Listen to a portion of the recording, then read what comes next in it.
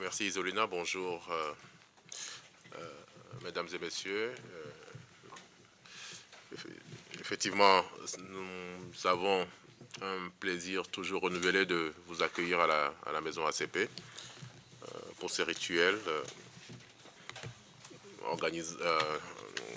consistant à apporter des informations, nous pensons d'actualité, aux acteurs de la coopération entre les États d'Afrique, des Caraïbes, du Pacifique et l'Union européenne, et surtout à les aider, notamment dans ce qui concerne le domaine du développement agricole, à être plus performant, à être plus réactif par rapport à la réalité. Nous sommes toujours ravis de le faire avec nos partenaires de l'Union européenne et encore plus avec, on aime toujours certains plus que d'autres, avec ceux qu'on aime encore mieux, nos collègues de la C1, et Léonard Mézi notamment, qui en est le chef d'unité et qui est encore présenté comme directeur par intérim de la direction C, mais qui l'a récemment laissé à quelqu'un d'autre, tout aussi compétent que lui, et compétente que lui, je dirais, et nous pensons aussi pouvoir travailler avec elle, comme nous avons toujours travaillé avec Léonard sur ces questions. Et je remercie donc les partenaires qui ont accepté de venir également ce matin pour nous apporter des éclairages par rapport à la question qui nous concerne.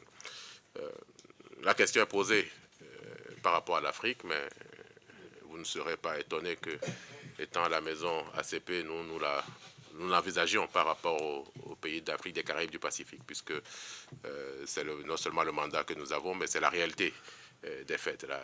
Nous ne pensons pas que la question se pose différemment en Afrique, enfin, pas foncièrement différemment en Afrique que dans les Caraïbes, dans le Pacifique. Forcément, il y a des spécificités liées à la taille, au type d'activité, mais nous pensons que pour les pays de ce que nous appelons les pays du Grand Sud, il est important d'aborder la chose de manière cohérente et identique pour pouvoir bénéficier des expériences des uns des autres.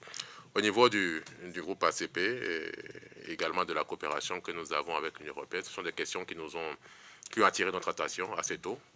Et je pense que les premiers programmes d'envergure que nous avons mis en place remontent à la collaboration que nous avons mis en place avec le collège ACP depuis le 2001. Ça fait 17 ans déjà que nous avons, notamment dû à l'évolution réglementaire au niveau européen et à la menace que les questions de la sécurité des aliments posaient au développement économique de notre partenariat, nous avions décidé ensemble de mettre en place des mesures d'accompagnement pour les exportations de nos produits. C'est vrai qu'à l'époque, c'était beaucoup plus des exportations entre nos pays et l'Union européenne, mais il est évident qu'aujourd'hui, la question de la sécurité des aliments se pose, notamment également au niveau local, puisque ce qui nous importe, nous, en tant que pays ACP, ce n'est plus seulement exporter vers l'Union européenne, mais c'est également développer des chaînes de valeur et un commerce au niveau régional. Et nous pensons que, notamment si on revient à l'Afrique avec les avancées récentes au niveau de la zone de libre-échange continentale africaine, un des éléments, j'allais dire, fondamentaux qu'il nous faudra affronter pour pouvoir réellement mener à réalisation cet objectif de zone de libre-échange continentale, ce sera la question des normes et la question de la sécurité des aliments. Je ne sais pas si c'est un heureux hasard, des fois, on confond la sécurité des aliments et la sécurité alimentaire, mais effectivement, les deux vont de pair par moment. Parce que si on veut manger à satiété, il faut le faire aussi sainement. Sinon, on pourrait éventuellement être bien plein, mais finir à l'hôpital. Et je ne pense pas que ce soit réellement l'objectif qui est envisagé. Donc, nous prenons cette question très au sérieux. Et nous sommes heureux que des études approfondies aient été encore réalisées. Et nous remercions le Global Food Safety Partnership pour le travail qu'il fait en termes de coordination.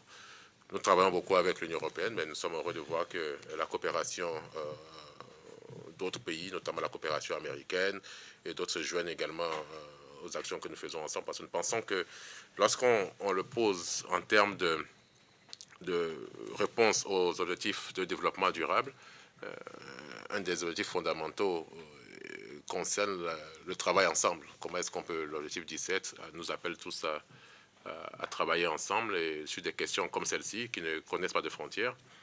Pour ceux qui sont en Belgique, c'est ce qui se passe au niveau des sangliers ces temps-ci.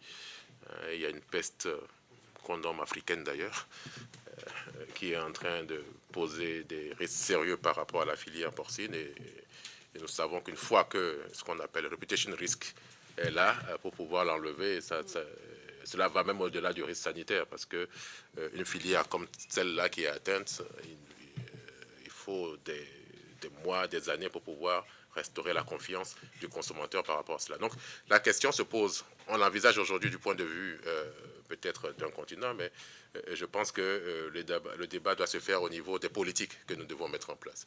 Au niveau des politiques que nous devons mettre en place, mais également au niveau des réponses que nous devons approcher. Au niveau du groupe ACP, encore une fois, et je vais en finir là-dessus, dans notre approche récemment adoptée, c'était l'année dernière, d'une nouveau développement des chaînes de valeur agricole, nous avons mis la question de la sécurité des aliments au cœur des intérêts de nos politiques. Donc, nous serons intéressés de voir comment est-ce que les évolutions se font dans le domaine, les nouvelles idées que nous pourrons éventuellement encore collecter. Et je le répète à souhait, notre intérêt fondamental dans ce type d'exercice, c'est de voir ce qui se fait, de pouvoir identifier les bonnes pratiques et ensuite d'aider avec nos différents partenaires à passer à l'échelle.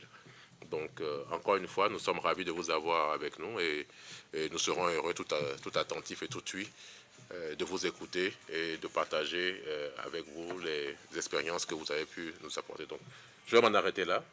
J'ai peut-être un peu plus long que d'habitude, mais nous serons heureux de vous écouter et nous vous souhaitons de passer un bon moment à la maison ACP ce matin. Merci. Merci beaucoup.